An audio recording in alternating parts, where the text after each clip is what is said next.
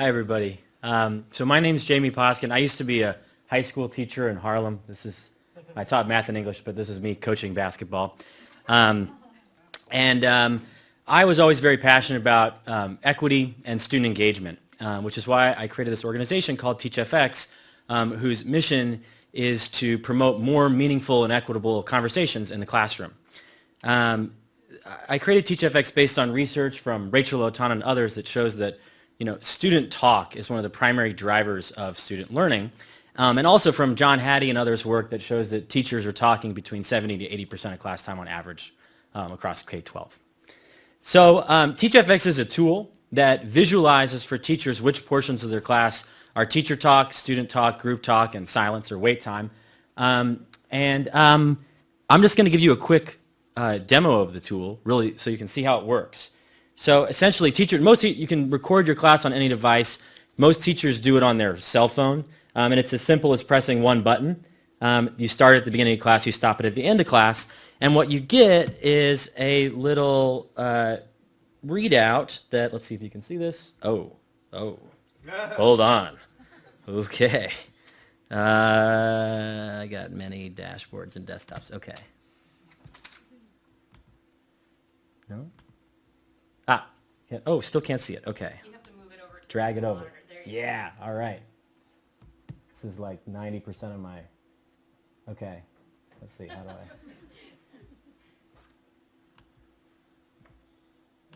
Cross our fingers. All right. There you go. So this is but then you can't see the bottom of it, which is the most important part. Well, so this chart is the most important part. I'll describe it visually, or orally. So basically, you're getting a printout of how much you're talking versus how much your student's talking, how much group work is happening, how much wait time you're allowing in the classroom. You can play back the audio of the class. Quickly, go ahead and first. The entire class is automatically transcribed. Redo the food webs. And this chart down here is visualizing. You can only really see the teacher talk. It's visualizing how the talk is distributed over the course of the class. And then I'll pull up this chart. Maybe this will give us a better view. Oh, yeah, here we go. This kind of highlights some of the ways that teachers use it to work on things like their questioning technique. So again, you can visually get feedback on whether you're asking an open-ended question in an instant. Whether you have uptake in the classroom, are students responding to each other, or is it always going back and forth between the teacher? These little gray dots show you whenever you've used wait time, when you've paused at least 2.7 seconds. And you can also look at things around your lesson design. We also visualize for school communities, like is your teacher talk overall increasing, decreasing, what's happening with group talk over time. And the results, we've been in existence for about 2 years, and the results have been pretty encouraging. When teachers use the tool, they tend to make, now I'm in someone else's presentation, okay. No, okay. It's just a chart, it's such a simple thing. Oh, yes, we're here. So this is looking at this past semester. We've had about 2,500 teachers use the tool, and on average, they're making pretty huge increases to the amount of student talk that's in their classroom from using the tool. So this is starting around 11% in September and up to 20% in December. This is looking at it as a semester cohort, but we've also done this in terms of like X number of weeks from starting using the tool, and saw on average about an 88% increase in student talk after using it for 5 weeks. We have a lot coming up in the future, working with some bigger districts, some medium-sized districts to continue this work. But with that, I'll turn it over to your all's questions.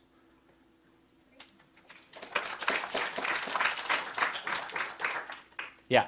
I have 2 questions. The first one sort of maybe obvious, but do you get an increase in student achievement with just more?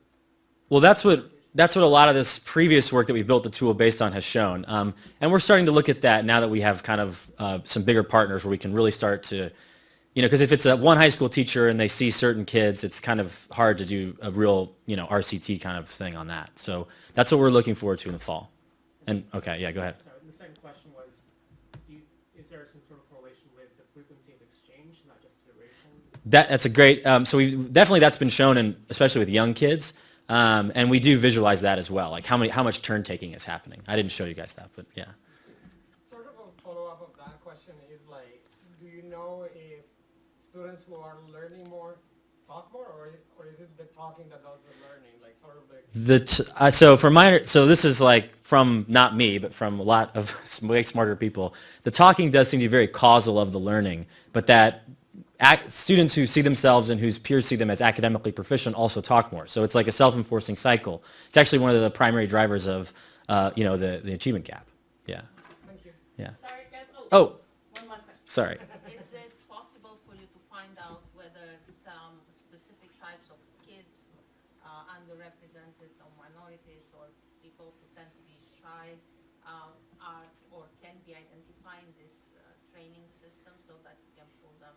Absolutely. I mean, so I didn't show this feature, but we have a feature that pulls out the highlights of your class so that teachers can very quickly click through and get a sense of who's doing the talking. Because so often, it's certain voices that are being heard more than others. So yeah, that's exactly like why we do this. So appreciate that.